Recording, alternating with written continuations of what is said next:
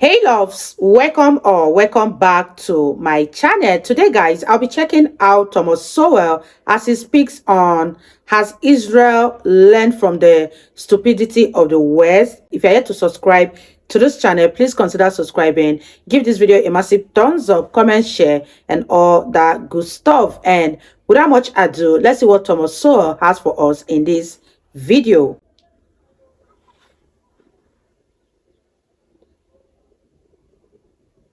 Moral paralysis is a term that has been used to describe the inaction of France, England, and other European democracies in the 1930s as they watched Hitler build up the military forces that he later used to attack them. It is a term that may be painfully relevant to our own times. Back in the 1930s, the governments of the democratic countries knew what Hitler was doing, and they knew that they had enough military superiority at that point to stop his military buildup in its tracks. But they did nothing to stop him. Instead, they turned to what is still the magic mantra today, negotiations. Imagine. No leader of a democratic nation was ever more popular than British Prime Minister Neville Chamberlain, wildly cheered in the House of Commons by opposition parties as well as his own, when he returned from negotiations in Munich in 1938. Waving an agreement and declaring that it meant peace in our time. We know now how short that time was. Less than a year later, World War II began in Europe and spread across the planet, killing tens of millions of people and reducing many cities to rubble in Europe and Asia. Looking back after that war, Winston Churchill said, "There was never a war in all history easier to prevent by timely action. The earlier it was done, the less it would have cost." At one point, Hitler could have been stopped in his tracks without the firing of a single shot, Churchill said. That point came in 1936, 3 years before World War II began, when Hitler sent troops into the Rhineland in violation of 2 international treaties.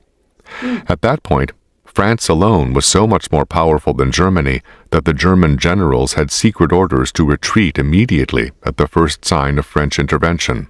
As Hitler himself confided, the Germans would have had to retreat with our tail between our legs because they did not yet have enough military force to put up even a token resistance. Why did the French not act and spare themselves and the world the years of horror that Hitler's aggressions would bring? The French had the means, but not the will. Moral paralysis came from many things. The death of 1 million French soldiers in the First World War and disillusionment with the peace that followed cast a pall over a whole generation.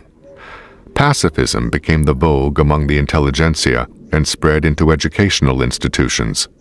As early as 1932, Winston Churchill said, "France, though armed to the teeth, is pacifist to the core." It was morally paralyzed.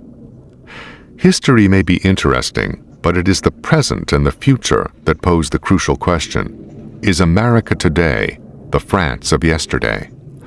We know that Iran is moving swiftly toward nuclear weapons, while the United Nations is moving slowly, or not at all, toward doing anything to stop them. It is a sign of our irresponsible utopianism that anyone would even expect the UN to do anything that would make any real difference. Not only the history of the UN, but the history of the League of Nations before it demonstrates again and again that going to such places is a way for weak-kneed leaders of democracies to look like they are doing something, when in fact they are doing nothing. The Iranian leaders are not going to stop unless they get stopped. And like Hitler, they don't think we have the guts to stop them. Incidentally, Hitler made some of the best anti-war statements of the 1930s. He knew that this was what the Western democracies wanted to hear, and that it would keep them morally paralyzed while he continued building up his military machine to attack them. Iranian leaders today make only the most token and transparent claims that they are building peaceful nuclear facilities in one of the biggest oil-producing countries in the world, which has no need for nuclear power to generate electricity. Nuclear weapons in the hands of Iran and its international terrorist allies will be a worse threat than Hitler ever was.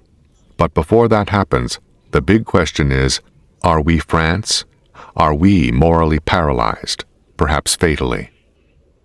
You guys, that was such an insightful one from Thomas Sowell, and I hope the whole world gets to learn more about him. It's so sad to say a looming disaster and someone who is in a position to stop it does not even want to make any attempt. I know that one thing is for sure: you can't stop war. War is bound to happen. History might repeat itself again if nobody is trying to prevent it, and I just hope that another war does not break out worldwide, because it's going to be more devastating than World War I and World War II.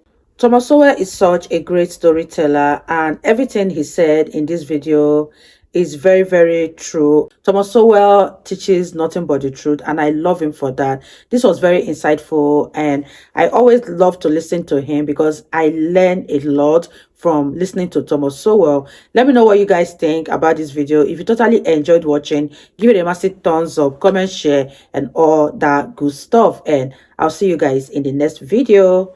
Bye, guys.